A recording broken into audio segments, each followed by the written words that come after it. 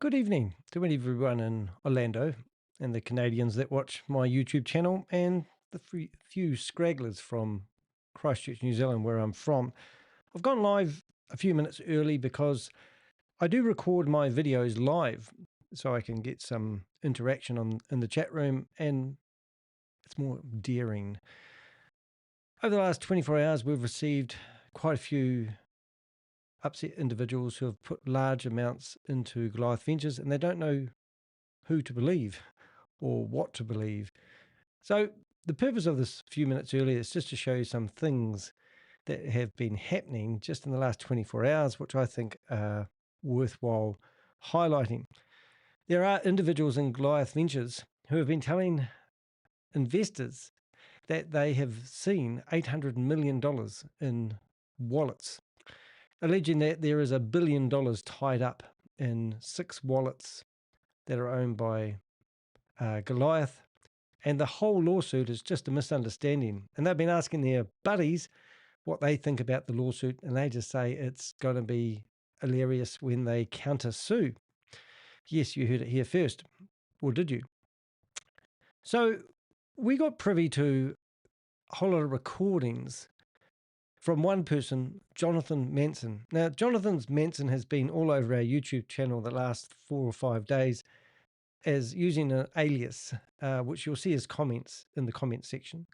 And it's friggin' ridiculous what he's claiming. But he's also, in the video I just released an hour ago, he's claiming that he's got a new investment opportunity, a real one this time, one that is SEC approved, and it's from his mate, Matt. So we're going to talk about that in the video, but I thought it would be rude not to come on a little bit early and play this video because it's only 6 minutes long. And also then we'll try ringing up Jonathan, because he has replied to us via Signal, and he said to us that he only wants to talk to us through his lawyers. Now, his lawyer is even a bigger character, because Eric Clayman, which was the person that wrote the contracts for Goliath Ventures, who also was an investor, conflict of interest, would you believe, has helped Jonathan Manson's lawyer get off a drunken charge. So Eric Clayman has helped Jonathan Manson's lawyer get off a drunken driving charge. And now Jonathan Manson's lawyer is representing him against a case where the investors are trying to get their money back. Does that sound professional? Does that sound like a real deal? It's comical. But anyway, I put together this video, so let's have a quick listen to this, and then we'll start and get going with the real video that we've got for you today. To give me 10 plus points. I call my buddy Wayne is retired FBI. I work for the company. He's like, yeah, the whole thing doesn't make sense. I talked to my buddy Sam, who's 11 years cop, and he used to He's got lots of buddies. work for Goldman Sachs, for finance guy. He's like, yeah, this fucking thing doesn't make sense. Excuse the language. Ironically, anonymous poster accused me of using foul language, and we know it's Jonathan. Like, I want to talk to you, like, they're missing so many things. And here's the other part. I got my buddy Chad on the phone. He's got lots of buddies. He looks at the wallets. Okay, he works for the wallets. My office right now. But listen, I got 2 people in my office right now. This is Kendra. Say rule. I could have. Kendra was at the party. Mikey, was he at the party or no? No. He wasn't. Maybe he did. Okay, he went there. Kendra. Yeah. Kendra's got money in the fund too. Not as much as you though, okay? Kendra, what was the first wallet that Chad said was there? How much? It was 250 plus million. Okay, that's one wallet. One wallet. Mikey, who's got money in the fund? You or your mom? Mom. And where'd the money come from? Dad's retirement. I know, but what happened? Like when he passed? Yeah. Yeah, it was, dying of dementia. So just so you can absorb this, I'm not sure who this guy is that was dying of dementia, but they had power of attorney over his money. They took his money and invested it in Goliath Ventures. This is the story that Jonathan is telling this investor. And then the month before he passed, we were able to use, power of attorney, roll the money over into there, and it paid the same month he passed. So Mike's dad passed away from dementia, Alzheimer's, and that's the money they used to put into the pool. to pay off the medical bills, the debt, move his mom down, get an apartment. They rely on that income every single month. They rely on that income every single month. So they put all their dying dad's money into Goliath Ventures, and the dividends is what they rely on to survive at the moment. And this is a story that Jonathan Manson thinks is good to tell an investor to calm the farm. These guys are animals, and I promise you, I will not stop exposing these bastards. There's 27 people that we've got on our list of co-conspirators. And what have I done with this information? Well, Jonathan, it's gone to the receivers. Because if you know there's $1 billion tied up and you know people, then the receivers need to know. And there's also some other people that have been privy to your recordings. Mikey, how much is in the second wallet? Over 300 million. It's like 350 or something, right? There's over $500 million in just 2 of the wallets, and there's 6 total. Like, the whole thing is fucking stupid. What? The only thing that's effing stupid is Jonathan Manson. It is absolutely disgusting that these people think they're allowed to live on the planet. It annoys me, infuriates me. I hate these people. They're accusing him of money laundering, and they're accusing him of wire fraud. So what I'm thinking what happened and what the guys are talking about is because all the money's inside the pool, and these guys can't track which account, this, that, and the other. It's probably negligence. Chris was probably a fucking idiot. He probably took money that was supposed to be used for the business, never put it back in or whatever, and bought something with it. But it's not a Ponzi. They're not even accusing him of Ponzi. It's wire fraud and money laundering. So here's the official charge, and it's quite obvious the words that are bolded here are Ponzi scheme. So he doesn't even know how to read a government-issued arrest for Christopher. So he probably used the wrong money to buy different things, but it's still from the company's account. And that's what they're saying there. If you look at the and if you go back in Chris's defense and read the newsletters from Harry M. Samuels, he's telling people to buy these large assets through the business, even though you can't claim tax, but use company money to buy these assets. So maybe this side of it is correct, and Harry M. Samuels has even got himself in deep shit because he's advising people that's what they should do. And now you've got Jonathan, which I wouldn't believe any word that come out of his mouth or his ass. Not that I want to think about that. They just lost souls. These guys are going down with the Titanic, trying to tell people what vessel they need to get on to save themselves. And the information that they're providing investors that have lost hard-earned money is just ridiculous. 1 or 2 counts of it. It's not like he did this over and over again. It's 1 or 2 counts. It's not like he did fraud over and over again, just a couple of times. So the attorneys are like, yeah, this is fucking stupid. But everyone's scared when you get this posted all over the freaking media. Pictures, though, we have pictures and proof of the guy Mark Najim that actually is behind all this shit. He actually... Now, this is even more comical. So they believe that Mark Najim is all over this. And they've been all the way along, they've been trying to find out who's been bankrolling me. Well, even if I say on a stack of Bibles, which I wouldn't do anyway because I don't have much respect for the Bible, I affirm that Mark Najim has got nothing to do with bankrolling me or encouraging me to investigate this at all, which is ridiculous. But here's the photo, the proof that I've asked Jonathan for of Mark kissing me, picking up my luggage at the airport. I just couldn't resist making a photo like that. And there's a paparazzi there taking a photo. Now I'm a detective. I turned up in Florida undercover from Washington, D.C. I arrived. No one knew I was turning up. So if you've got a photo of me getting a hug and a kiss with Mark Najim, please stop spewing out rubbish and provide evidence rather than making up a whole lot of bullshit to calm the farm. But anyway, Mark's a lovely guy, and I'll admit I have talked to Mark on the phone, but he did not bankroll me into this. And I can only say good things about Mark. And to even insinuate that is just really getting desperate. He was photographed picking up the guy bashing Chris online, hugging, giving a little kiss on the cheek, grabbing his bags. They have pictures of that shit. No. Him and Chris didn't get along too well after the vault. Yeah, so the person on the phone was asking whether Patrick Ben David had ever invested. Now, I had to trim this video quite a lot because I don't want to expose the person behind it. But here's a photo of Patrick Ben David and Chris doing. Now, we know that event, the Vault 2025, even Mike's lawyer was at that event as well. And they're all given booty bags. And Christopher spent another $400,000 on merch to give people booty bags who turned up at Patrick Ben David's event. So you've got to ask the question, is Patrick Ben David going to get his money that he got? $1 million for naming rights. It'd be interesting to know how this all washes out. Now, Jonathan, I should say, Jonathan is meant to be friends with Patrick.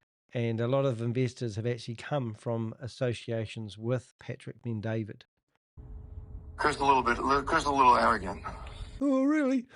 Well, here's what I'm trying to do, though. I don't know. Okay, now this is where it gets really exciting. If the government's going to take it over, then pay everybody out in a year from now, 6 months from now, I don't fucking know. I have access, a friend of mine has access to a fund. It's a regulated fund. 506C, Reg D, the liquidity pool. Now, if I said to anybody that I have a regulated fund, wouldn't you name it? And wouldn't you? I mean, this is ridiculous. So what he's about to propose is just contradicts everything he says. They can maybe do 3.5% a month. It won't be anything like How would you know? Maybe 3.5% per month. not your 5. Get money into that fund for people and use the profits from there to start paying people back. Every single Ponzi scheme and scam that I go down, it rebrands itself. They get the people, normally what I say, 60% of the people that lose their money to a Ponzi scheme and scam will actually lose it to the next one, trying to double down and trade their way out of the disaster they've got themselves into. And everything about this is just a typical Ponzi scheme. I've seen it before. And the fact that he even said this to this investor was just breathtaking. So I'm trying to raise money that people actually want to partake in a regulated fund. Regulated. So this one's unregulated, that they've just lost all their money in. Oh, okay. I thought they were trying to use that lawsuit company to come up with a contract that was legit. It just gets stupider on stupider. They can see the wallets. They can see the fucking fidelity bond. They're going to see the attestations by the CPA, by the SEC attorneys, proof of funds, proof of concept, proof of return. Everything's there. Quarterly meetings it's literally a hedge fund. Everything that Goliath didn't have. So if you have some rich friends that want to make some real money on a regulated platform, I'm more than happy to get you in touch with my guy, Matt. Can you believe that? If you have some rich friends, I'm more than happy to get you in touch with my friend Matt, which we believe is Matt Burks. And he's going to, now the next stage is he's going to pay people who refer people. So not only are you going to get your 3.5% return on this new super duper deal that he's got to help trade your way out of your disaster you've got yourself into, he's also going to pay commissions on top of that. No one can pay that much return on the investments legally. It's a Ponzi scheme part 2. 3.5% a month. It won't be anything like not your 5. To get money into that fund for people and use the profits from there to start paying people back. So I'm trying to raise money that people actually want to partake in a regulated fund. Regulated. They can see the wallets. They can see the fucking fidelity bond. They're going to see the attestations by the CPA. Well, going by what he said, he can see the wallets of Goliath Ventures, but can't access them. So this one's different. You can see the wallets. You can see the wallets of Goliath, but no one can get it. But don't worry, Jonathan. You don't worry, Jonathan, because we've got every law enforcement that we could muster up now know that you know where the money is. So they're on the way to see you, mate. By the SEC attorneys, proof of funds, proof of concept, proof of return. Everything's there. Quarterly meetings it's literally a hedge fund. If you have some rich friends that want to make some real money on a regulated platform, I'm more than happy to get you in touch with my guy, Matt. I might have doubled up there with some of the we can start helping voice people clips. get their funds out. Now, we can also make an arrangement if they want to help out and start helping other people get their funds out. Do shit, though. Like, I know there's a victim list. I don't know what that does. I talked to my attorney tonight. He's like, wait. So this is quite funny. I don't know if I can actually find it in a hurry, but since I didn't come this far just to come this far, I'll just go to my normal YouTube. I'll see if I can find my history of YouTube. It's always dangerous when you do this, kids. Go to history, and we should find. Yeah, so everyone heard of Eric Clayman, right? Hey guys, it's attorney Jabril Hindi. A couple months ago, I was arrested. I was charged with a crime that I did not commit. Did not commit. He did not drink, drive. Okay, got that? Good. Once I was charged, my life, my family, my wealth, my career, my team, everything that I've worked hard for was at risk. There was only one thing that I could possibly do, and that was seek the best legal representation possible to prove my innocence. That's where I reached out to Eric. Eric made sure that my evidence was presented, and over the course of a month, I was found to not have committed a crime, and I received my life back. Eric Clayman is now with our firm as of counsel. Right. So Jabril, for those who don't know, Eric Clayman is an investor of Goliath Ventures, Inc. Isn't that lovely? Did you know that Eric Clayman wrote the contracts that you guys signed when you invested? Now, going by what we're about to do in a few minutes, we're going to look at newspapers that now claim there is 2,000 people who have invested in Goliath Ventures. So Eric Clayman, so that lawyer there is actually Jonathan Manson's lawyer. Do you not see a wee circle of brotherhood coming through? Maybe this guy also went to Patrick Ben David's concert. So I just wanted to bring that. You can watch that in your own time. Actually, what I should do for a laugh. Hey guys, it's attorney Jabril Hindi. A couple months ago, I contacted the filing attorney, which is what every criminal defense attorney should do, but most of them don't. And I asked them, hold off, don't make any rash decisions. I'd like to show you some of the exculpatory evidence that we put together, videos, text messages, different types of communications to show that Jabril did not commit this crime. At the end of the day, I was able to share with the state what they needed to. They did not feel comfortable at the filing level or at the division level where the actual prosecutor would have prosecuted the case. Both were in agreement that the case should be dismissed or null prost, and that's exactly what happened. Jabril got to have his life back, he got to be vindicated, and it's a thrill and a pleasure for me to help people like Jabril get their lives back on track. Guys, if you've been charged with a crime, I do not want you to have anything less than what I received when I was charged with a crime. If this has happened to you, if you've been charged with any crime, click the link below, fill out the form. We will... Don't click out the link. So now you want to have a look at another one, which is even better. This video won't remain online for a few months ago, and that's what. Check out the start. So this is Jonathan Manson's lawyer's promo video interviewing Jonathan Manson just 3 weeks ago. We'll just remove the sound off that. So it looks like he's got all the nice cars and the success. He wears his shirts are too small for him. He works out. He's the man. There he is. Whoa. There he is smoking cigars. Look familiar, guys? And he's getting out all the flash cars. And then listen to this. Episode 3 is here, the Jabril Hindi Show. We were away for a while. I'm feeling under the weather. But when you have somebody of this magnitude that's willing to come in and take a day to talk to me, a person that I've wanted to share with many people close to my life, I actually get to share with the world. Guys, today we have our special guest, John Money Mason. So John Money Mason, they call him. 255 people, 255 people have looked at this video in the last 3 weeks. Isn't that good? I thought my channel was pretty low in the hits, but this guy here is pretty cool. John is a driven entrepreneur, author, sales trainer, and leadership. Do you know why he's an author? Because his mate, what's his name? Steve Davis owns a book company, and he's been chasing the Goliath boys around for getting them to get their books published. It's all in the family, isn't it? This guy will be coming out with a book next. Leadership coach, a true leader of leaders. He helps sales teams, professionals, master prospecting, and he teaches them how to close with confidence through his proven prospecting secrets framework. His approach is built on discipline, resilience, and simple, repeatable systems that turn potential into consistent profit. As a leadership coach and sales trainer, John blends mindset mastery with actionable strategy to help people perform at their highest levels. He's done that for me. His coaching style is high energy, direct, and rooted in clarity, confidence, and accountability. John's message is simple but powerful. Success isn't luck. Sure isn't. Success. It's consistent action, mental toughness, and relentless execution. I rarely ever do anything scripted, but I really wanted to emphasize my appreciation and admiration for John. John, pleasure to have you. I appreciate it. John.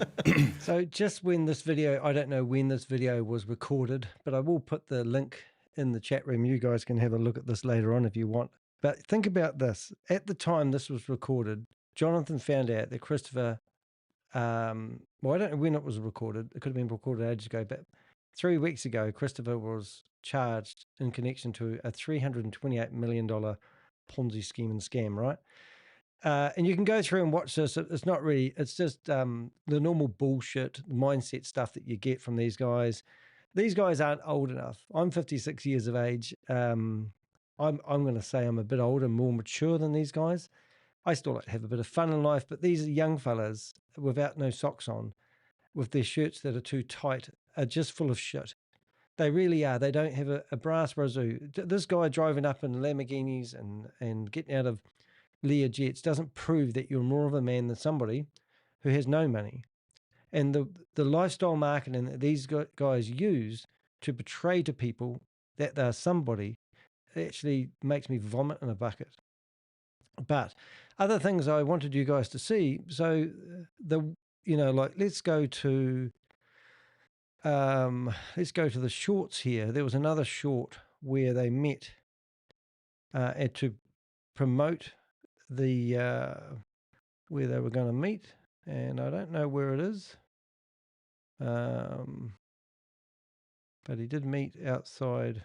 It might be easier if I just go back to my history and go through here until I find that video that way. I watch my own videos in case you're wondering. Let's see if we can find them.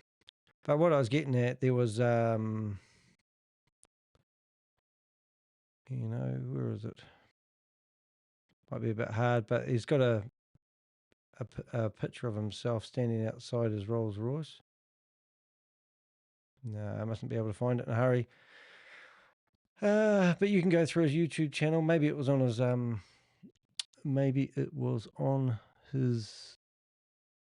wonder if I can just search for Manson, because there's lots of wee videos. There's only one there where they, oh, here it is here. Yeah, thank goodness. Guys, Jabril Hindi Show, episode 3. I got the guy. I got him here. Jonathan Mason. Jonathan, how you doing? Tell the world. I'm all right, but I'm a little happy because a lot of people out there don't know how special you are. Tell the world what we're going to be talking about in episode 3. Awesome. So the main 3 topics we talked about, 1 is going to be leadership development, 2 is going to be financial literacy, and 3, helping people overcome the biggest challenge if you're in sales, if you're an attorney, which is what? Finding new clients, prospecting. Couldn't have been said better. Guys, this is the man, episode 3, Jabril Hindi Show. Come to you soon. Perfect. Take 1. If you ever see me hanging around people like that, please pull me in. Anyway, let's go back to the last part of the video just so you can actually really absorb who this guy is. So that's his lawyer, and he's out there prospecting. Well, he's just got himself a new customer, hasn't he? All right, so here we go. Wait a little bit. Let me see what's going on. Because I know there's a specific link for that. I saw it on the web. Is that going to do anything? Because you're just going to be a fucking number on a claim, but it's best to have an attorney fucking do it. So I want my attorney to see what's going on. So let me get some clarity on that, what our best direction is. Remember, and Raul, I got over $7 million in there with the family. My brother's money, Moody's money. Some people have argued because they've got $7 million potentially, if they can prove it, in the fund, they didn't believe it was a scam because they invested their own family's money. And that could be true. But there's that thing called willingness blindness, is it? Willing fool blindness, where people don't ask the questions, ignore the elephant in the room stuff. So these guys, I don't know what they think this was that Christopher was doing. It's just ridiculous. My dad's money. So understand, if I fucking knew anything, I would pull that shit out. It's a shit show, but here's what I'm working on. Okay, I have no control over Goliath. I've made no decisions, no knowledge, nada. But all I can do is try to help those that really fucking need it. because I know a lot of people need He's a those hero. funds. You know, what's the process of getting the funds out? Is Chris going to be giving a slap on the wrist? Is this going to be disproven? Is this a bunch of bullshit? Are they fucking really trying to put him in a corner? Like, what's really going on? So we need to get some answers, not just the accusations. Yeah, I'm going to speak with the attorneys tomorrow. I'll get some updates from them. I will let everybody know. But right now, everyone can take a deep breath. Again, wallets are there. Chad looked at them literally 20 minutes ago, half an hour now. And we're just waiting to get some answers as far as what's going on with the case. But if you look at what I sent you in that link, there's a lot of holes in the affidavit. Things just don't make sense. All right? Right. So things don't make sense. Now, if you want to, you can go to the video section of the, and there's also more recordings. This one was uploaded an hour ago, and there's Mark and I kissing at the airport. Fantastic, guys. Good research there. And over here, we've got, he talks about Tomo and his experience. So that was 15 hours ago, and that's just an introduction. But it would be rude if we didn't try ringing Jonathan right now. Now, Susie's in the chat room. She's telling me how to say Mason. Mason. All right, so I'll try saying that. Hello, is that you? So I'm going to ring him up, see whether he will take my call.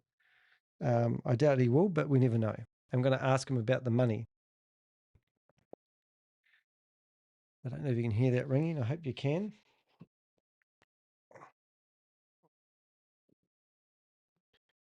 Let's see. Connecting.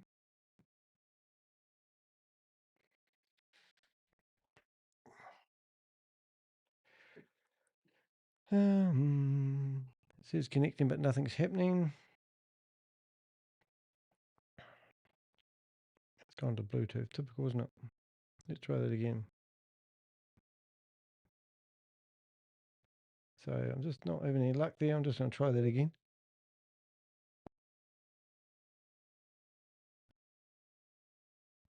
So Jonathan's on the phone all the time talking to people, but he won't want to talk to me. And if you think about it from a, let's just say Jonathan was correct, then wouldn't you be trying to show people those wallets so people knew that their money is secure? That would be the first thing I'd be doing to people, but he won't want to talk to me. All right. So what I'm going to do is I'm going to unanswer the voice call. I'm going to put the live in here. But yeah, so he's not talking to us. He's a coward, and he's only good as a keyboard warrior under my videos, which really actually sort of pissed me off the other day. But if he wants to, I'm going to give him a message where he can actually join us in the chat room. And also in the chat room, what I'll do is I will put the link in the chat room if he's watching the video where you can actually join me on stage. So that means he's got every opportunity. Now, the first thing he's going to do is his lawyer, that his shirts are too tight for him, he's going to actually tell us that he can't speak because he's in a lot of shit at the moment and it could be used against him. Fair whacker. Well, those voice messages have actually been given to the receivers, and they have now got a beautiful link to the Dropbox link where all those voice recordings are down. So those receivers will now be listening to your voice message, Jonathan. If you can hit the thumbs up to this would be great. And what we're going to do now is we're actually going to go backwards. I just wanted to show you guys what I've been doing for the last 24 hours. And I am going to put this picture up here. And I'm going to go through my introduction. So I'm going to start all over again. That was just a wee sneak preview. I'm going to cut this off and we're going to make a video out of this. And this is what I normally do. I sit here before I get going and I try to get myself in the right mindset before I go live. And then I hope like hell that I've listened to this enough times so I'm fluent at speaking. But if not, you'll know why. I'll make sure my microphone's out of sync and we will start. All right, everyone, welcome along. Today, we're going to be looking at the major new developments in the Goliath Ventures story. A brand new lawsuit has just filed against JPMorgan Chase, one of the largest banks in the world. Federal authorities already say Goliath Ventures was a $328 million Ponzi scheme ran by Christopher Delgado. But this new case asks a much bigger question. How did hundreds of millions of dollars move through the banking system without the scheme being stopped.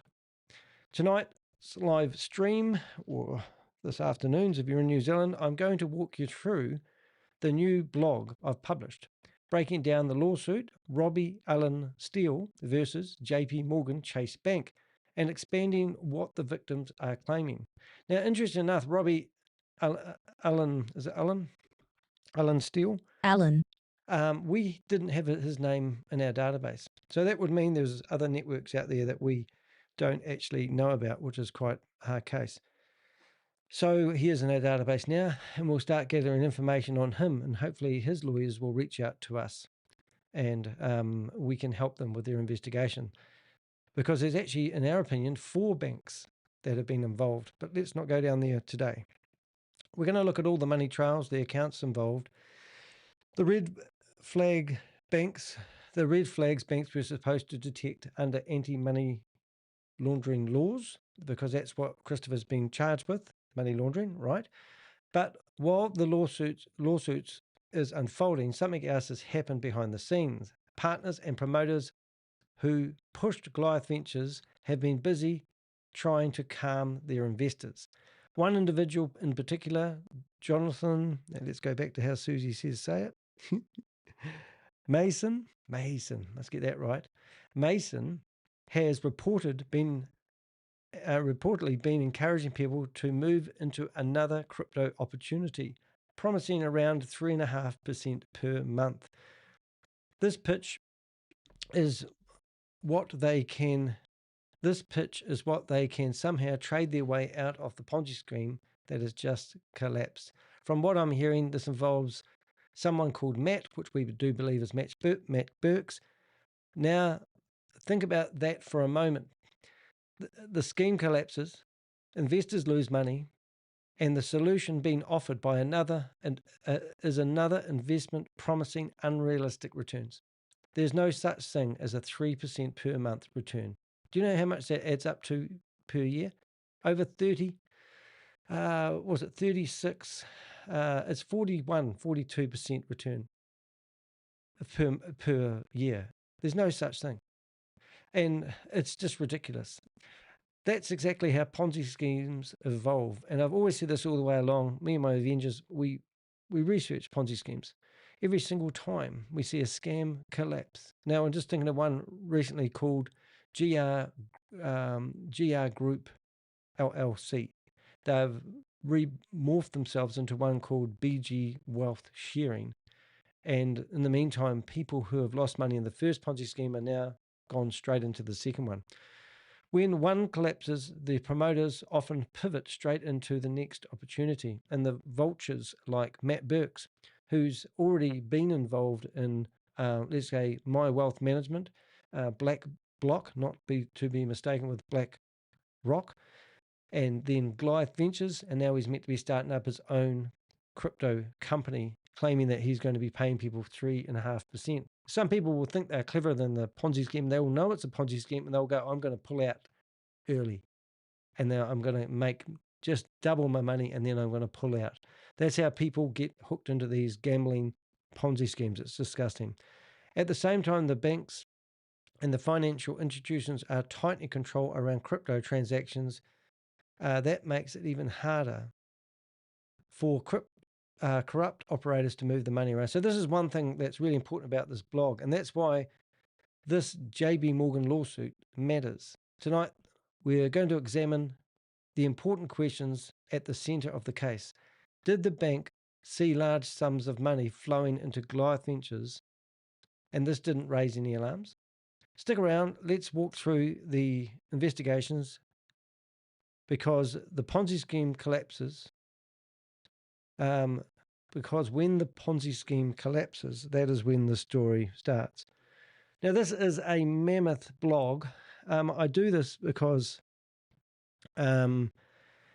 it's just showing how this all works.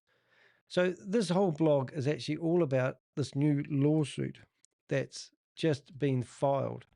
And I spoke to a lawyer today who filed the best lawsuit that I've seen. And the lawsuit that he filed, he believes triggered the criminal charges filed against Christopher. And I have to agree that how can a lawyer be laying lawsuits against a company when the authorities haven't done anything about it? So 2 days after they filed their lawsuit, the government filed a lawsuit against Christopher Delgado for $328 million.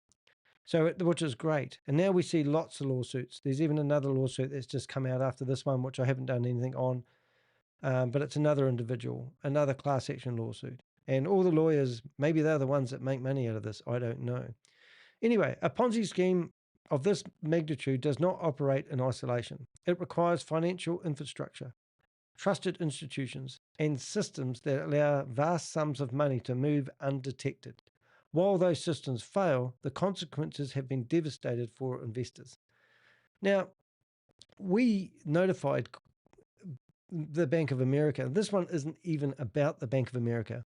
And they, through our correspondence, actually froze the bank account. And they went, whoa, this bank account had $100 million worth of transactions. And that's the correspondence that we've got with the people who weren't formally talking to us, but as mates, like Jonathan would say, we've got good mates, good connections, good Avengers who listen and act on what we say. We say, we've got a smoking gun over here. We want you guys to investigate. And when they found what was going on, they froze those bank accounts, which is really cool. This new class action lawsuit filed in the United States has dramatically expanded the fallout of the collapse of Goliath Ventures, Inc., a cryptocurrency investment program that accused by federal authorities of operating the $328 million Ponzi scheme that affected 2,000 investors across multiple jurisdictions. Canada, they claim they've got some people in the UAE. I haven't heard of it. But this is a 37-page lawsuit just against JPMorgan, which is fantastic, really. And the good thing about this, which I'll say before I get to this part of the blog, is it's now gone global. All the news that we've been seeing has all been around Orlando area and all the small news agencies. This lawsuit will go global, and it already has, which I'll show you soon. So instead of targeting only alleged masterminds behind the scheme like Christopher Delgado, this lawsuit takes aim at one of the world's largest financial institutions, JPMorgan Chase.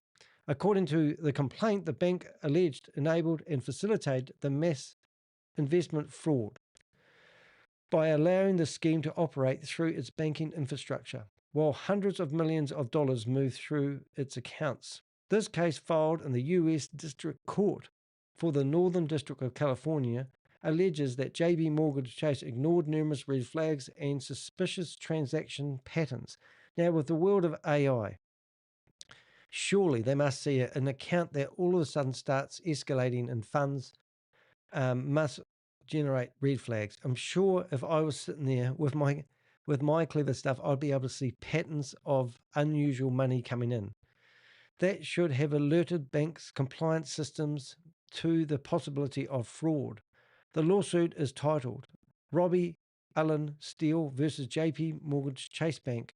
I don't know what NA stands for, but anyway, and seeks damages on behalf of all investors who have lost money through Goliath Ventures investment program. Arguing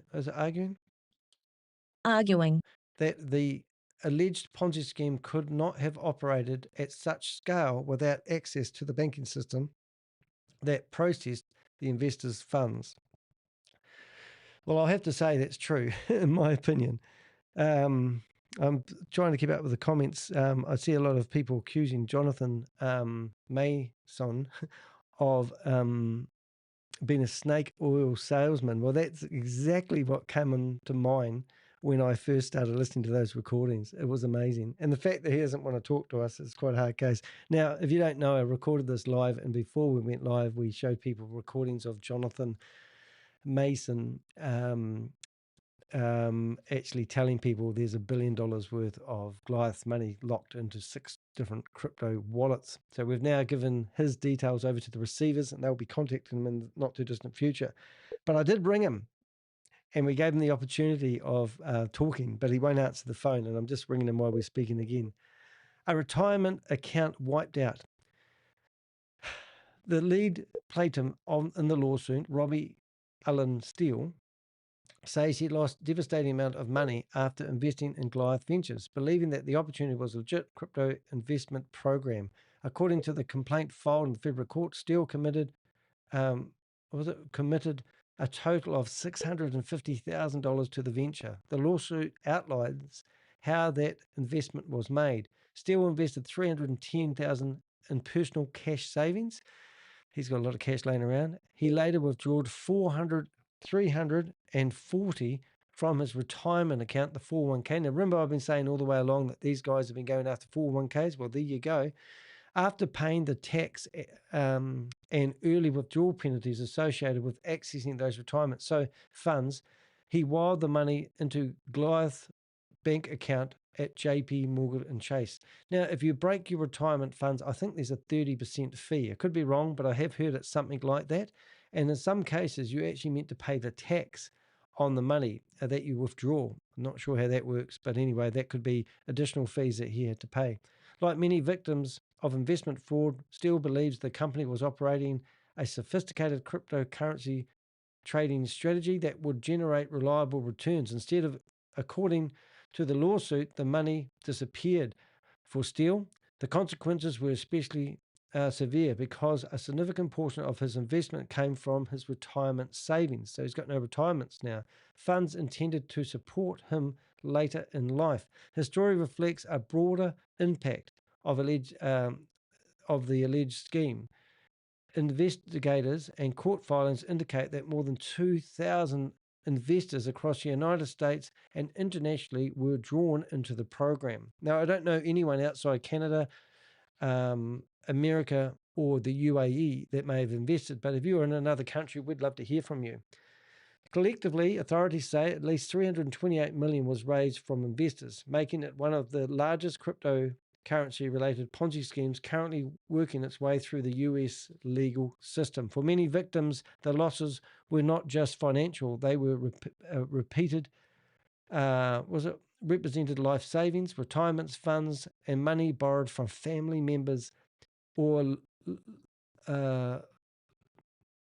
liquidated from long-term investments. The lawsuit now seeks to recover those losses, not only with the individuals who allegedly operated the scheme, so that's the 27 co-conspirators that we have on the list, but also from the financial institutes that allegedly provided the banking infrastructure and allowed it to operate. And I think these are the best lawsuits, going after the banks, the accountants, hello Harry M. Samuels, and also the insurers, if they had any.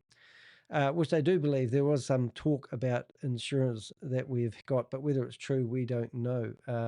We have got no proof of that whatsoever. I'm just going to get rid of a couple of windows in case there's some stuff going down. Can't listen to that voice message there. Sorry, Charlie. But anyway, thank you. The alleged Ponzi schemes, according to the federal prosecutors and court filings, Goliath Ventures was not operating a legitimate investment firm despite the sophisticated image it represented to investors. They call that lifestyle marketing. Instead, investigators urged the company focus on a classic Ponzi scheme, while the money from new investors were used to pay earlier participants, while the operators falsely claimed the profits were coming from successful trading strategies. Oh dear. Investors were told their funds would be deployed and destroyed. Well, they have been destroyed, haven't they? Deployed into advanced cryptocurrency investment strategies, including cryptocurrency trading, liquidity pool participation, digital assets, arbitrage opportunities. Oh my God. We've had lots of people claiming they're doing arbitrage trading in the past. It's a bit of a joke with the Avengers these days. These strategies are marked as complex institutional style investment techniques capable of generating consistent monthly returns, often advertised at 3 to 8% range, depending on the investment program. However, according to the criminal complaint and subsequent court filings, much of the money was never invested at all. Instead, Instead, I'm being filmed. Instead, investigators say the funds were recycled within the system. That means they were using new money and old money. No, they were getting money from new investors and paying old investors. It's the oldest book in the game. with new deposits used to pay earlier investors who requested withdrawals. These payments created an illusion that the platform was generating legitimate profits and helping convince existing investors to reinvest and recruit others. Well, that's Jonathan all over, isn't it? He's definitely trying to recruit people. Now he's switched Ponzi schemes. This pattern is one of the most recognizable hallmarks of a Ponzi scheme. When are you guys going to wake up to what a Ponzi scheme really is? I wish everybody that was going to invest in anything online, anything to do with crypto, anything at all to do with money, they would reach out to me first and ask me that question, do you think it's legit? I would never ever tell you it is legit, but I'd certainly go and spend the time and highlight all the red flags for you, and then you can make an informed decision whether you want to lose your... And why do people deposit all their money? Why do they take it all out? Why don't you just put 10% in it? Is that whether it doesn't add up? Because the banks don't pay that interest. So in that case, don't leave your money in the bank. Take it all out and throw it on the streets. Early participants receive payouts that appear to validate the investment, encouraging more capital to flow into the system. As long as new money continues entering the program, the scheme can appear to function normally.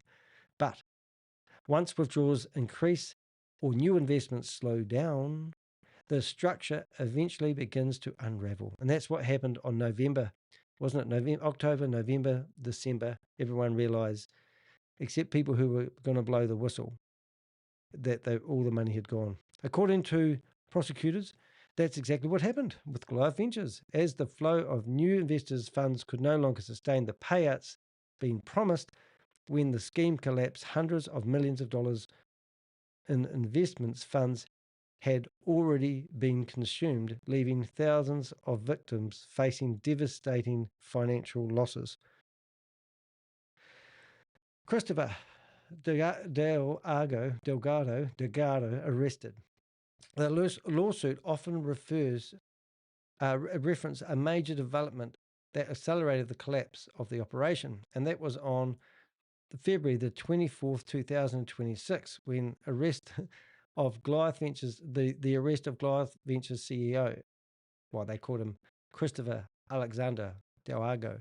Federal authorities charged him with wire fraud, alleged that he orchestrated a massive cryptocurrency investment fraud. We already know that, so I'm not going to reiterate the reiteration.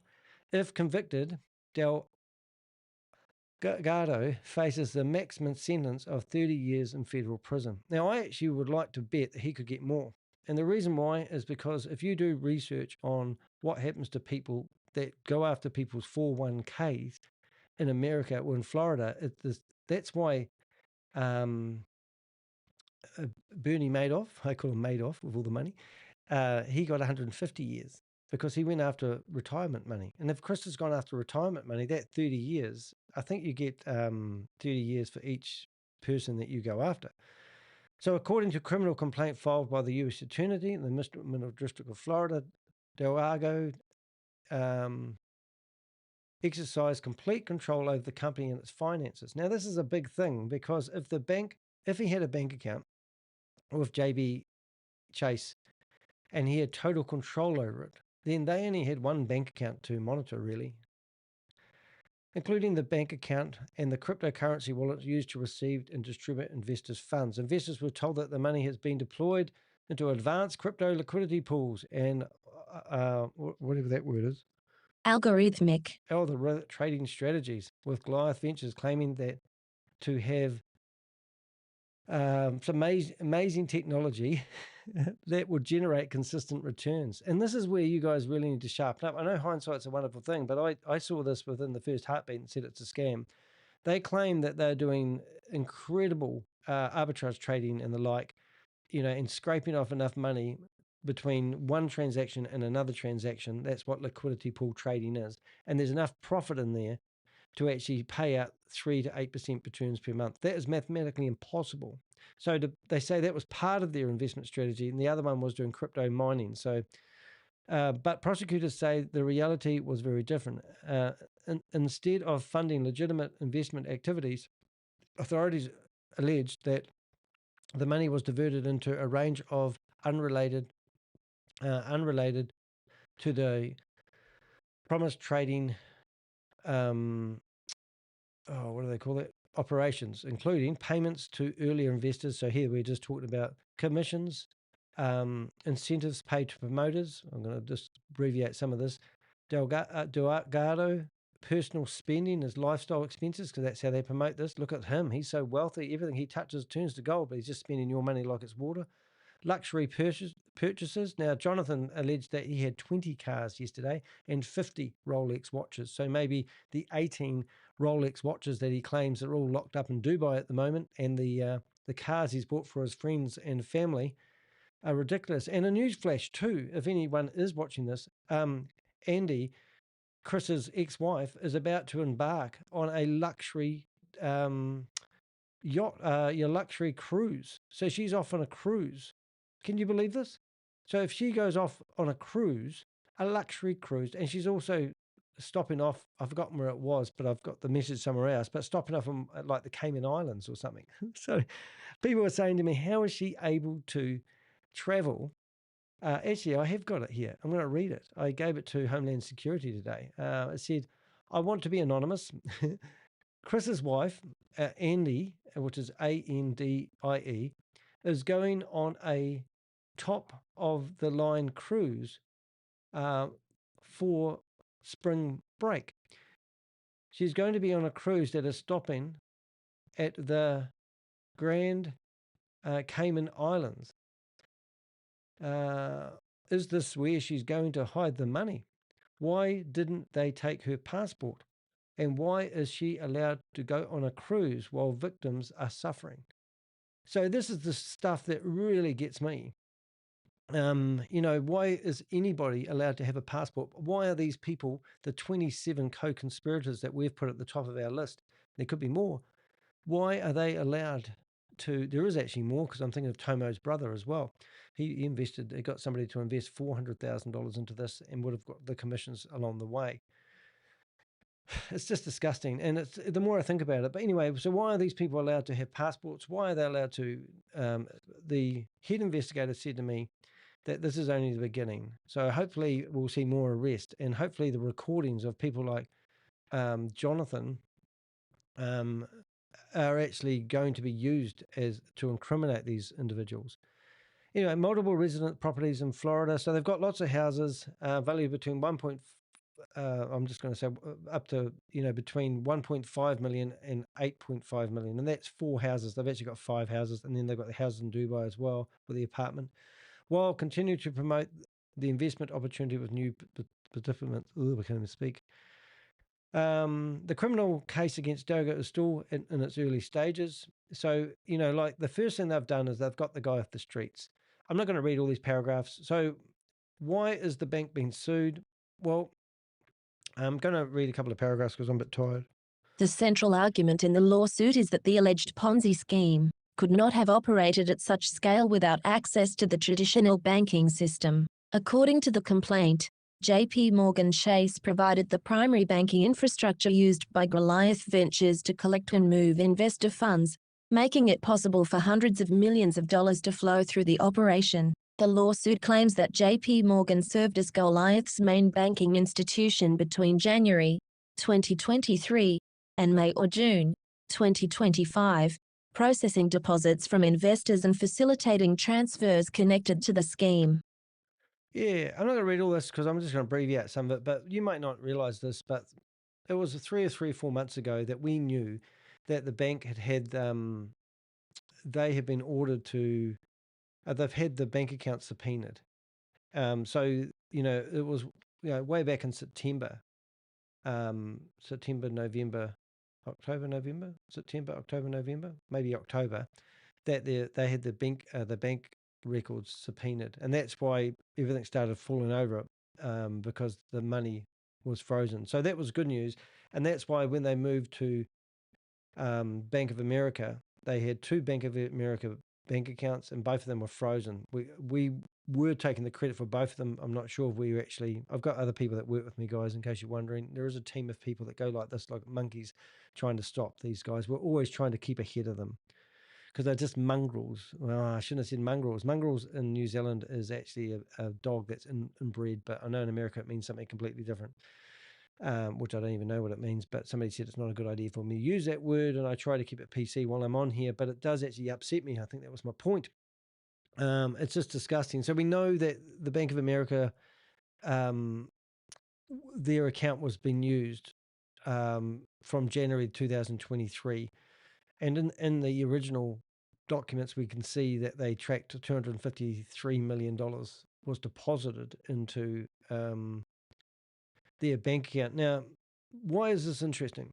Because Jonathan has just made this stupid statement that he's seen 6 wallets that contain up to $1 billion. Are you telling me, if you're an investor, did you put the money into crypto and give it over to them? Or did you get a bank account number from Luminous Bank, Bank of America, JPMorgan's bank, and then did you deposit the money? So if there is $1 billion of money locked up in 6 crypto wallets, as Jonathan Mesa says, then where did that money come from? And that's why these guys are so full of shit. So I was having a bit of argy-bargy last night whether we aired the voice recordings of Jonathan making those claims, simply because it is an outrageous claim. And we don't want to give people hope that there's $1 billion worth of crypto sitting there somewhere, because it doesn't add up. He didn't do any liquidity Uniswap trading and make the money. He didn't get any money from crypto mining. It's all bullshit. It's a Ponzi scheme. He got the money from new investors to pay old investors. And also the good thing about that, and if they do go after the banks, think about it. If there's $253 million just in JP Morgan's bank account, and they seem to be, didn't pick up money laundering, and they hadn't ticked every T and dotted every I, there is a high probability here that this bank will have to pay out for negligence. And that's what the lawsuits that I see are so fantastic. And that's why we've seen all these through the media. So let me carry on reading some of it. Around 123 million, that's a funny number, 123 million, 123 million was transferred from the account to cryptocurrency wallets associated with Goliath. Now, you're telling me that these Coinbase wallets that Jonathan's talking about, if there's 123 million, and what were they doing with that? This is how they were distributing the money, not how they were collecting the money, Jonathan. You're brain dead, mate. Sorry. Roughly 50 million was sent back to investors as supposed returns or withdrawal payments. So, we've got proof of that. We've got all the wallet addresses. Every time somebody gave us a contract, we gave it to our experts, and they investigated those wallets, and we had the full transactions. The lawsuit claimed we've got transactions going back from 2023 right up to now, and we even tracked at one stage. We did a video about $140,000 was paid out in October, November. When no one else was getting paid, we still tracked money getting paid out through these crypto wallets. And we do believe it could have been paying off people that had a big presence on the internet, and we're going to blow this thing up.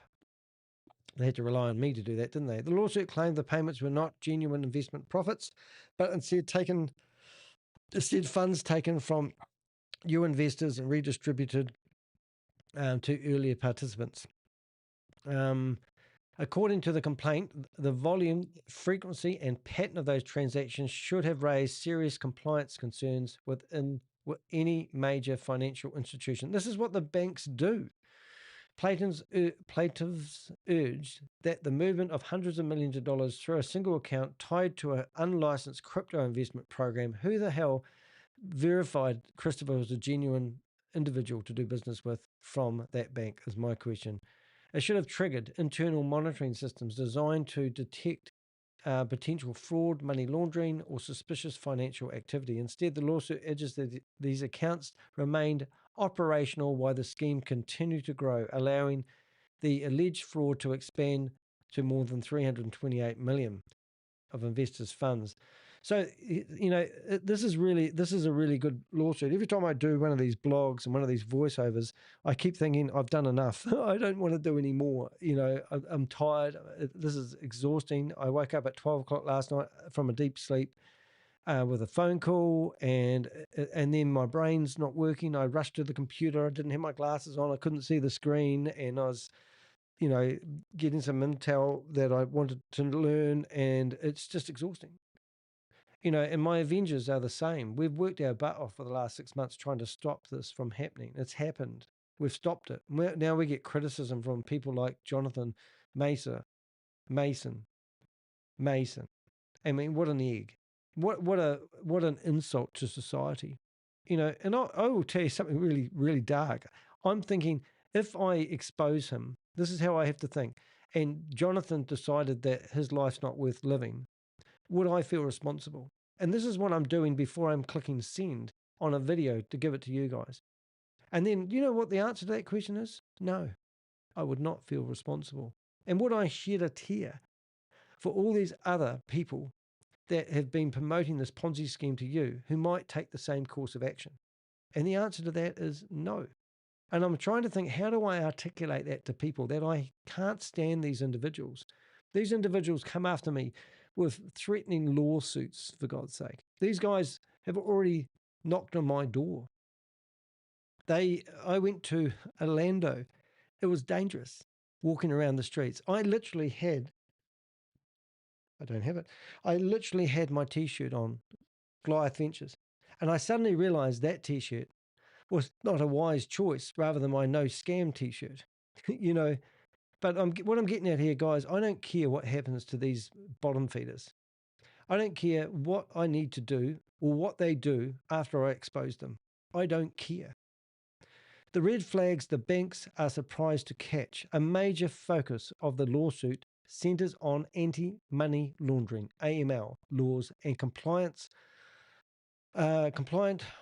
obligations banks must follow to monitor customer accounts. So you're telling me that hundreds of thousands of dollars landed in these bank accounts and they didn't screen it. Now, I'll tell you why I think that's the case. And this is what my investigation led to. We believed that there were individuals in those banks that were taking payments from Christopher to process the money. Every single one of those banks had somebody in it that was getting a backhander to turn a blind eye. And that's what we were trying to get out there. Now, we can't go down that road. That's just my opinion of what we believe is happening. Now, can you think of another case where a bank all of a sudden turns a blind eye to all the money coming in, and all of a sudden the anti-money laws and software they have to detect that sort of stuff all of a sudden doesn't seem to detect it? Something's not right here. And that's why we believe, and we've been talking about this extensively over the last couple of weeks with my Avengers, we believe this Ponzi scheme is larger than Christopher. And if people like Matt Bergs aren't stopped, people like Piers Curry aren't stopped, and all the partners that promoted this, people like Punit Shaw, who's got 500 people under him, 500 people. And he's got he's got a 7% club. People that he recruited were getting 7% per month for their investment, twice as much as what Jonathan Mason is offering people with this new Ponzi scheme. How do they think people are going to do that? It's just unreal. So this is what we saw and seen if happening. Like if Matt Bergs isn't stopped, and these individuals that, Nick Petrillo, in the recordings that we listened to, Nick Petrillo, it's repeated from Jonathan that Nick Petrillo can see all the wallets. Nick Petrillo might have told Jordan Shaw that he believes there's $1 billion tied up in crypto. And Jordan Shaw's gone out there and published in the Law 360 magazine that he has reason to believe there could be $1 billion tied up in crypto. Christopher Delgado isn't Elon Musk. He isn't Bill Gates. He isn't Steve Jobs. He doesn't have a pile of money sitting there, but he gave these idiots an illusion that he was somebody. And they took it, hook, line, and sinker. Now, Jonathan Mason, you won't answer my call. You're in my YouTube channel putting comments underneath, and you're making a lot of noise about nothing you know nothing about. You're mental. You've lost the plot. Your lifestyle marketing isn't working. Just because you drive a flash car and your suit's too tight for you, doesn't mean that you can be fooled by somebody who's got no education, let's score at 14, can't read and write. Lives in the, as you guys say, I hide in New Zealand. I live in New Zealand. I live in the best country in the world, I believe. And I've exposed this company because I don't like seeing people being lied to. I don't like seeing people's money being stolen from. And then you accuse me of having my motive. What is my motive? For God's sake, is that the low-hanging fruit insults that you can find about me? Well, look at what's happened to you, Jonathan. You've tried causing some noise on my YouTube channels. I've found recordings of you telling lies to people, and I've put them on my website, and I've exposed you. And I'll expose any of these other partners. Back to the blog. Right, so Banking Security Act, this is the law. Banking operates in the US must maintain internal monitoring programs. So there you go. They need to monitor where the money and how the money's arrived. Fraud, money laundering, and financial crimes. When suspicious activity is detected, banks are required to file suspicious activity reports, SARS, with federal regulators and enforcement. Now, I've seen people in other scams telling people not to deposit more than $10,000 at a time, because as soon as you go over $10,000, it hits a flag and then they have to do some paperwork. But in this case, they were transferring hundreds of thousands of dollars and everyone's turning a blind eye. The law urges that JPMorgan Chase should have detected numerous warning signs in the way money was moving through Goliath's accounts. According to the complaint, the transaction actively alleged displayed, hold up, let's have a word of that. According to the complaint, the transaction activity allegedly displayed several well-known indicators commonly associated with financial fraud schemes, including Okay, rapid inflows and outflows. So money that's going in and out like a yo-yo, large round number transactions moving in the same accounts, 100,000 in, 100,000 out, I assume, or $103,000 out, $3,000 out, $3,000 out, or he's getting 3% return. What was it? commingled investor. I don't know what that means, but I assume that means that somebody invested, like a lot of people we talked to invested $100,000 and they thought it was so good and they put another $400,000 in later on. So they pulled money together rather than separate. Circulated payments patterns where funds moved between related accounts, juggling money. Yep, one of those. What are you going to do? Hold up, 1 minute, please, caller. Oh, right. Yeah, hold up. Yeah, I've done that before. There you go. And that's a clip. Getting recorded here. I think I can put that there. Look at that. Alrighty. Trying to upgrade my YouTube channel shorts, do more bit of shorts. Not the shorts you wear, by the way. Anyway, circular payment patterns were funded between related accounts, transfers between accounts controlled by the same individuals, a lack of legitimate business revenue that could explain large-style transactions. You know, like when you go buy a loaf of bread, you get, what do they call that, miscellaneous money? So what have we got? So this should have picked up a whole lot of red flags. According to the lawsuit, these signs should have been visible by the bank's compliance system. The complaint argues that the financial operator moving hundreds of millions of dollars through a single bank account, claiming to run a private crypto investment opportunity. You know, anything to do with crypto should have been a red flag. There's so many red flags that should have been flagging. What I'm really hoping for now is that these individuals, these banks actually use this as a test case to make sure it doesn't happen again. And that will make my job a lot easier. Then I just have to warn people about paying for investment opportunities using crypto. That would have been quite neat. The strange, ironic, I can't even say ironic. Was it? Irony. Thank you. One of the more striking observations, these are the ones I like, raising in the complaint involves, what's his name? Jamie Dimon. Jamie Dimon, the long-time CEO of JPMorgan Chase, and his very public skepticism Skepticism. Hold it. 1 minute, please, caller. Skepticism. Skepticism. Skepticisms towards cryptocurrency. So there you go. So the Jamie doesn't like crypto by the sounds of it. Years, Jamie has been one of the most outspoken critics of digital assets within the traditional banking system. Well, he must be a bit red-faced about now then. In numerous interviews and public appearances, he's warned about the risks associated with cryptocurrency markets and repeatedly questioned their legitimacy. Among its most widely quoted remarks, Dimon has described Bitcoin as a fraud, worthless, and technology frequently used for crime, money laundering, and illicit financial activity. Well, that is actually really quite funny. That is really funny. Those statements have made Dimon one of the most prominent banking executives to publicly warn investors about the dangers of cryptocurrency. Speculation, is it? Speculation. Oh, I got that one right. Oh my God, I don't feel like reading today, but I don't think I do need to read all of this. According to the complaint, basically hundreds of millions of dollars were connected to the crypto-based scheme. We're allegedly moving through their accounts. We already know that. Pool of investors, banking system, transferring large amounts. We already know that. Alleged scheme should have been obvious to sophisticated financial institutions. I threw this blog together pretty quick, I'll be honest, and it is very wordy because I didn't want to miss any good stuff. And there is a reason why I did that, and I'll show you that in a few minutes. Legal claims against the bank.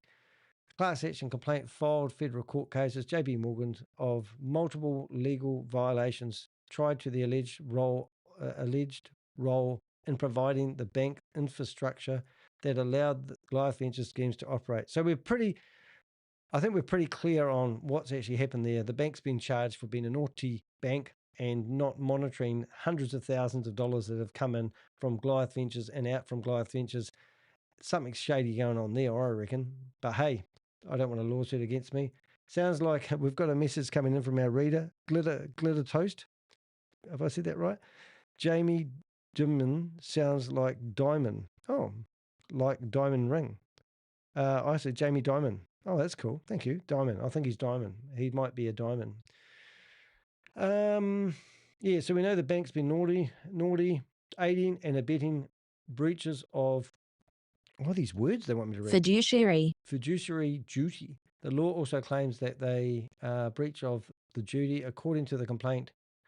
Okay, so this is basically, you can read this for yourself if you really want to read it, but we're talking that the bank said this is negligent, unjust, what do they call that? Big words. Those are all the unjust enrichment. Unjust enrichment. The complaint always claiming it financially benefited. Oh, so they could have benefited from the scheme. Oh, fancy a bank making money. Never heard of that before. I know every bank I know claims poverty, and then every year you hear that they've made $1 billion profit. It was unfair compensation. So, according to the complaint, JPMorgan Chase urges failure to... I'm going to read that paragraph. Looks too good. According to the complaint, JPMorgan Chase's alleged failure to intervene while processing large volumes of suspicious transactions constituted conduct that harmed investors and violated these legal standards. Right. So the way I look at it, guys, the bank basically turned a blind eye because it thought, well, we're onto a good thing here. Together, these claims form a legal foundation for the case as investors attempt to hold not only the alleged operators of the scheme accountable, but also the institutions that allegedly allowed it to operate within the financial system. I can't wait until I see a lawsuit against Harry M. Samuels. If there's a lawyer out there that wants to take his lawsuit, I'll be keen to give you some evidence on that. Just saying. Thousands of investors could have joined the case. So the lawsuit instructed as a proposed nationwide class action, meaning its intent to represent not just the lead plaintiff, but all investors that lost money. So that's really, really cool. I like it when that happens. I have heard of cases where people are negotiating. If they get the money back, they will give them, they want 30, 20, or 10% of their money back if they are successful at recovering funds. And if you know Jonathan Mason, that's great because he reckons there's $1 billion sitting there in crypto wallets. So this $328 million crypto scheme that Christopher has got himself into is simply because he bought a house through the company and a car through the company, and he shouldn't have done that, going by Jonathan. So Jonathan's said that he's seen the money. He's seen $1 billion in crypto, which Chris can just pay back all the investors. So you would think that Christopher would hand over those wallet addresses now, clear his name, get his ankle bracelet taken off him, and be a free man, and then continue living in his $8.5 million house that he's got in Ellsworth Estate, wherever it is. But no, he decides to keep the ankle bracelet on, help with the investigation, and even drive his car to the courtroom and hand himself in. Yep.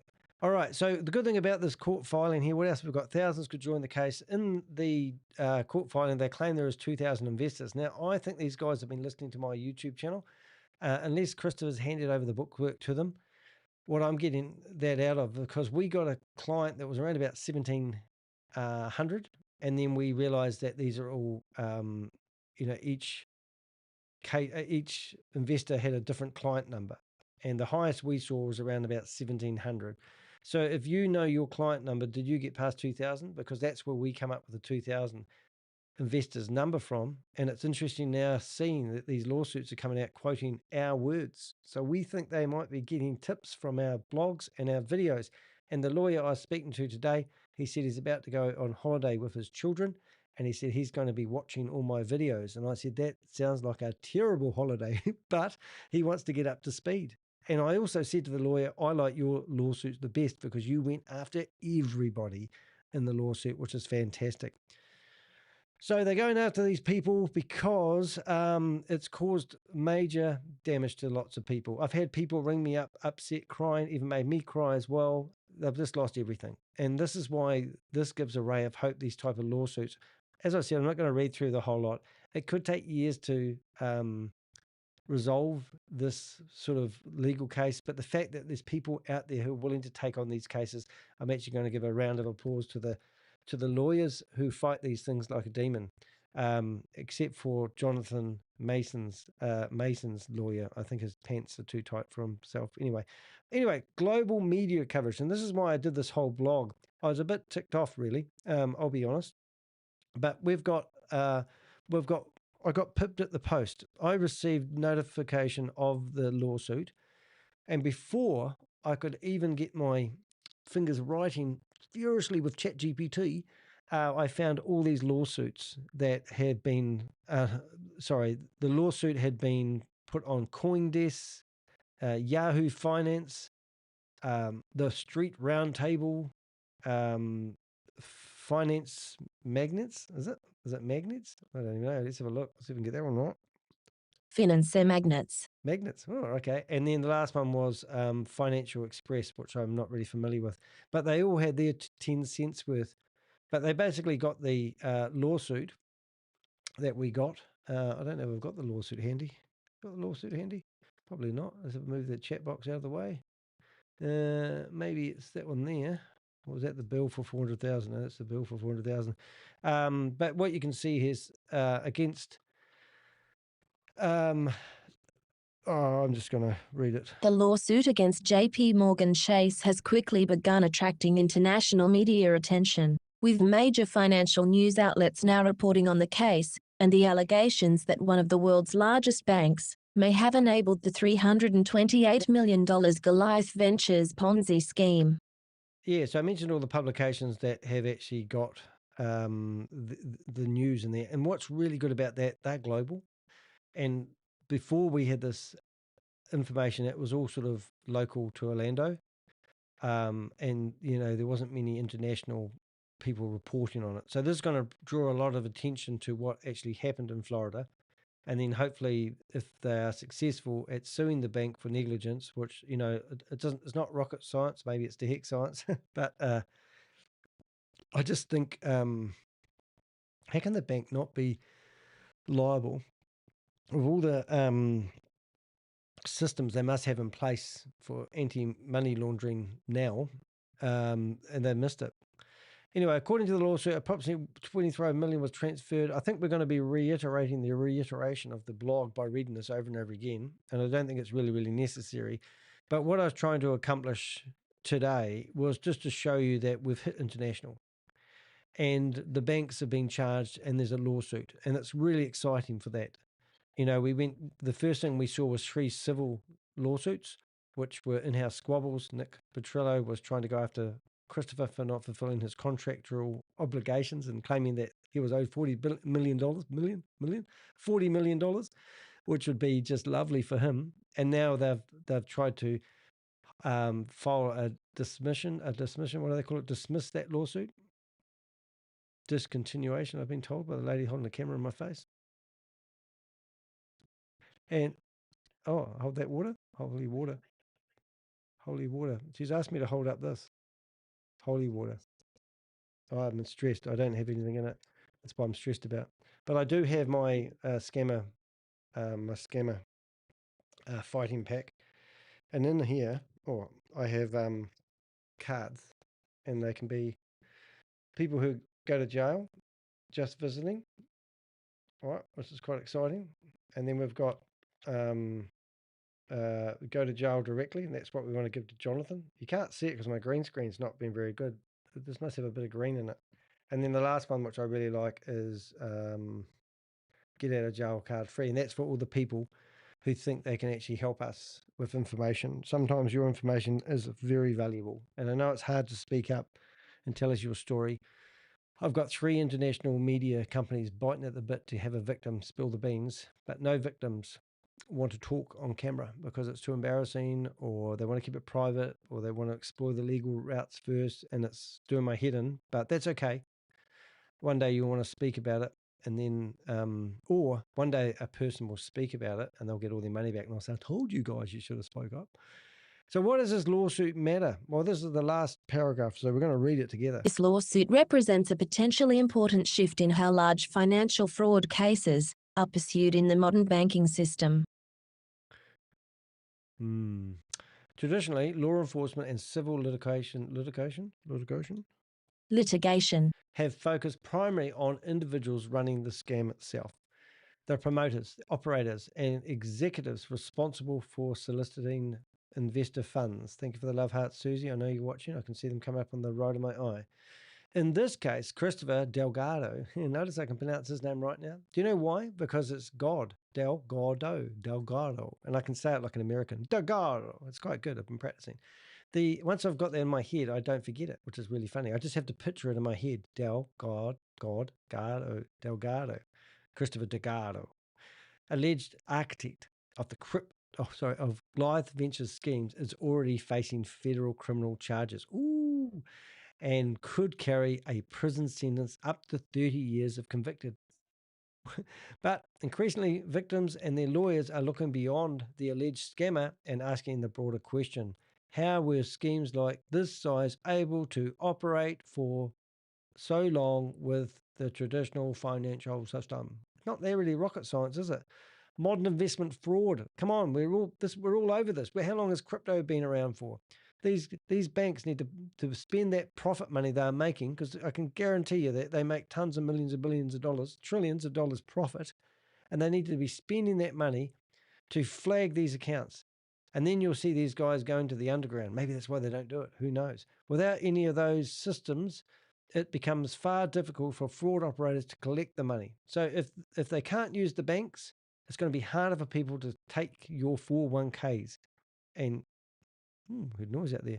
That's why lawsuits like this are beginning to focus not only on the alleged fraudsters themselves, but also the institutions that provided the financial rails through which the money flows. Now, have you seen a train? Trains are pretty impressive things. You can't stop them, but boy, you can derail them, can't you? And that's what these guys do. I like the using of that. Okay, so I'm going to not reiterate this. If the claims succeed, the case could help establish an important legal precedent, which you guys won't really care about, because most people who ring me up, they tell me they just want their money back. And that's normally the first minute in the conversation. People ring me up, can you help me get my money back? And I sit here with a sheepish look on my face that they can't see, and I go, I wish I could. help you get your money back. And then I asked them, do you know where your money has gone? And they go, no. And I go, nor do I. And I'm thinking, did Christopher really piss all this money away? Did he really take joyride airplanes everywhere on the planet? Did he buy so many cars that he can't drive them all? And why did he need what we believe is 100 Rolex watches? I mean, Jonathan said he had 50 Rolex watches and 20 cars. I have one car and I've struggled to pay it off. Christopher thought within a 3-year period, he'd go and buy himself, Lamborghini Hurricanes, 2 of them, apparently in Dubai. Rolls Royce, 2 Rolls Royces, Lamborghini, a Ferrari. I mean, how many cars does one man need? And he's just pissed all your money away. This guy should be put out in the town square in one of those shackle things with his hands with his head pointing through it. And you guys should be able to go up there and throw cabbage and tomatoes at him. Because that's what this person is. This is not a human being. This guy was smirking in the courtroom when the judge was he thinks this is the game. He's already exercised his exit strategy. He would have been thinking for years, I'm doing wrong. And he would have come up with, when I get busted, I'm just going to do this. I'm going to play this game. Well, he's playing that game now. He went and drove his car to the courtroom and handed himself in. He would already been providing useful intel to the investigators for 3 or 4 weeks before he got incarcerated. Well, he didn't get incarcerated, did he? Got an ankle brace and told to go live in a $3.8 million house that you paid for. It's just 8.5 million. Thank you very much. 8.5 million. It even gets worse. So what is it all about? So is this destroyed you? Has this made you the person you are today? Is this what it's really all about? Is money defined who you are? You've made some silly financial decisions. You've been smoothed to by the world's best scammers, and you've fallen victim to their plot with 2,000 other people. These guys are professionals, but don't let it destroy you. Don't let money define you. Let's go after these bastards like Jonathan Mason, and let's bring these guys down. Let's take everything they have. Let these lawyers go after the co-conspirators, and let's make these guys sweat. Let's make them accountable. Don't sit there with your hands under your bum and do nothing. Reach out to me, my Avengers. You can find us on my website. I'm not going to finish reading the rest of that blog. I think we've done a pretty good attempt on it. If you are on my website, there's a couple of things you can do to help yourself. You can go to the Contact Us page. You click on the word contact, and in here you'll get a form. And here, the form, you can provide anonymous information to us.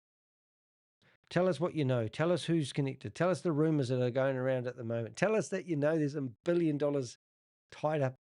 Tell us that you know that Christopher's wife's going on a cruise. Where is she going? She's going to the Cayman Islands, for God's sake. Christopher's wife thought it would be a good time, because he's married, if you don't know. There's been a lawsuit going on for the last 2 years, and they can't agree on divorce. So she's off.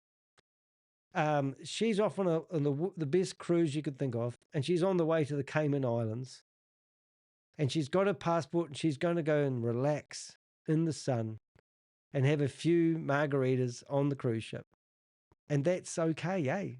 It's not okay. So the quicker you guys can help, bring these guys down. I have to bring this photo up because I've had it on numerous,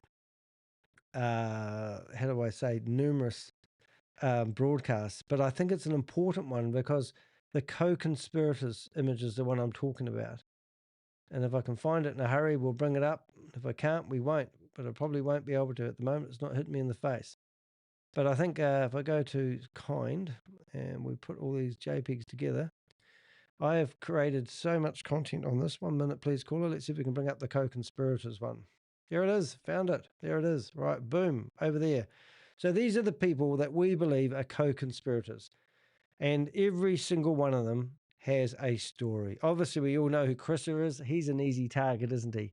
Yeah, apparently Christopher's got 6 wallets with $1 billion in them, and he's not giving you your money back, and he'd rather go to prison. What a load of rubbish. Nick Petrillo, well, he wants to sue Chris because he's hasn't been paid his $14 million from the rewards that Chris said he would get if he just keep pushing people over the cliff. Tomo, well, he's appearing in court on the 26th of this month because on other matters.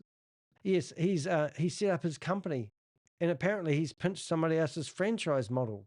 But before he did that, he thought he would find out about their franchise model and even sign up for it, and then last minute change his mind and set up his own company using their systems and their clients. That's what the lawsuit's basically about. Anyway, he's 12 years a beat cop, a policeman. And if you listen to Jonathan's voice messages, he's telling us that he wasn't a beat cop. He was an investigator now. The rubbish. David, I think he used to be a fireman. Don't really know about him. Right. Steve Davis, well, he's got to move out of, I think it's now, is it? He's got 13 more days to move out of the house that's owned by Christopher, issued by the courts. He owns a book publishing company that he's published his own book. It's got 7 reviews and 2 of them are bad. And he claims he's a fire chief. But the fireman said he never was a fire chief. He was a field commander of some sort. He worked there for 20 years fighting fires. Well, how many firemen, put your hand up in the chat room, we'll put a 7 in the chat room, how many firemen would walk into a burning building with this guy, but now wouldn't trust him with your money? Alex, well, who's Alex? Well, he's a fitness trainer. He got fired for working for Chris because he didn't take a nice jacket that Chris wanted with him when they went on holiday on a Learjet. Anyway, they made up. They're now buddies again. And I've heard that James, Chris's brother, has also been schmoozing and endorsing bad behaviour. That's something I heard about him just yesterday. Hunter Smallback, well, his mum's really upset with Christopher. I think she does like design or something. But anyway, Hunter Smallback, he's meant to be like a man from Borneo. And he's a fisherman.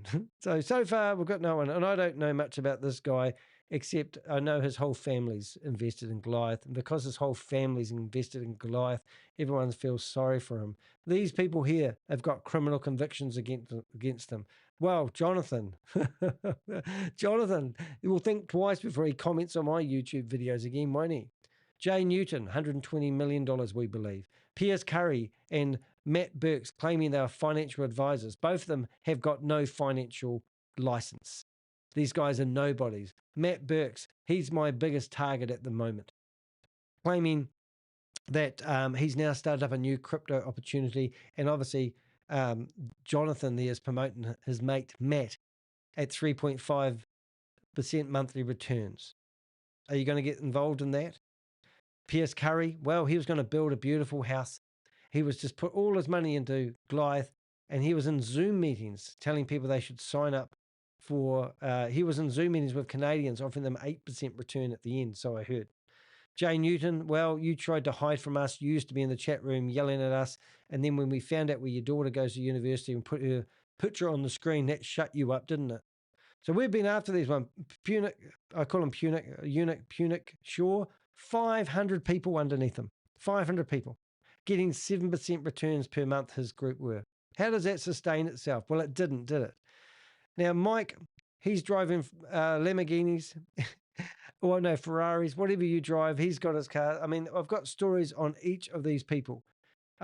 This couple here, we've got stories about them. Vince Garata, oh, he's made a mistake. He's a broken man. Oh, he's a real estate agent. We've got pictures of him on the back of the bus, for God's sake, advertising himself as a real estate agent. Since when do these real estate agents become financial advisors and know how to encourage people to invest money in investment opportunities? It just gets stupider and stupider. I mean, Eric Clayman, for God's sake. Here he is. I've emailed him and corresponded with him with my hidden email address. He wrote all the contracts. He wrote all the contracts that you guys signed. And, get this, the kicker, he invested as well. So he invested in a company he wrote the financial contracts for, and he's a, what do you call those, lawyer?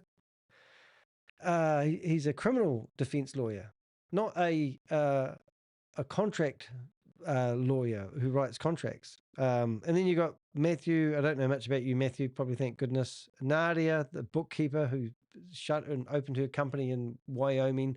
Everyone knows who Nadia is, but she hasn't been in the limelight. And then you've got the promoters, the endorsers. You know, you've got Gary Rice, who did videos. You know, this is just a handful of people that we've put at the top. It's just absolutely crazy. And, you know, like, I just can't express, you know, how sad this is. So actually, Tomo's trial is on the 23rd of March. I watched the, I'm going to put that across the top. Use smaller words for me to read would be nice. Also fraud component because someone got sanctioned to the court. Yeah. Oh, well, that's that one then. That's another one. Anyway, it's Friday for me. I don't want this. I mean, I understand you're all gutted. You lost your dough. I don't really, you know, I just feel for you guys. I don't even know. Words can't describe how you guys be feeling. I've never had money to invest. I've never invested in anything other than when I was younger. I saved $30 a week to, and I had these things called blue ribbon investments. And if you put $30 in a week, I think every time I got $120, I could invest it into a long-term investment. And it was like 6 months. And then when it came out, the money came out after 6 months, you could double down and reinvest the money. And I used to take the money out and then go back to the bank and reinvest it. I remember I saved up $2,300 and I bought my first car for $2,500, which was a Land Crad, which was like a Mini, but Austin 1100. And I remember I had to borrow $200 off my mother to get the last $200 to buy the car. Anyway, I love that car. I used to wash it, clean it every week. I still got a photo of it. And long story short is I don't think I ever saved money ever again in my life. I've always put things on hire purchase. But the good thing about that is I have an AA credit rating. You know, so I don't have a stack of cash in the bank that I'm looking to get the most out of it. In fact, if I had $100,000 right now, it would be in the bank. Because people will tell you that if you put your money in the bank, they don't give you any interest. And the bank just makes lots of money. If you put $100,000 in the bank, then the bank's going to loan against that money. But the thing about the banks that everyone seems to forget in my industry is you can go to your bank and take out that money whenever you want. And they secure the principal. And if you're entrepreneurial, you can invest that money in something. Like you might provide a product or a service that people want. And then when you make a profit in a business, the profit is what goes back into the bank. So look at the bank as a holding place for your money, a secure place. Because I don't know of anything that I've seen. I've never, ever, I've been doing this for 5 years, and I've never actually seen anyone get a steady return on the investment where they can sleep at night knowing that they are secure. You might get away with it for a year, even 2 years, but after that, the wheels fall off. You know, other than retirement funds, even one of our retirement funds here in New Zealand were invested in 45% of their portfolio was invested in FX, would you believe? So you can't trust anything. But anyway, I'm not here ringing the bells for the bank, but hopefully JPMorgan actually does give up some of their profits that they might make for this year and pay people back the money that they have lost because they didn't do their due diligence when handling people's money. And that could be a great way of getting recovery from individuals. But when that's going to happen, who knows? I'm Danny DeHeck. I appreciate any donations that people may give me. I don't get paid to do this. I rely solely on donations. So if you are on my website or if you are on my YouTube channel, please do click the join button, become a monthly subscriber or a super chat or anything like that. Throw money at me. It'd be really much appreciated. It keeps the wolves away from the doors. I'll see you guys in the next video and thanks for watching.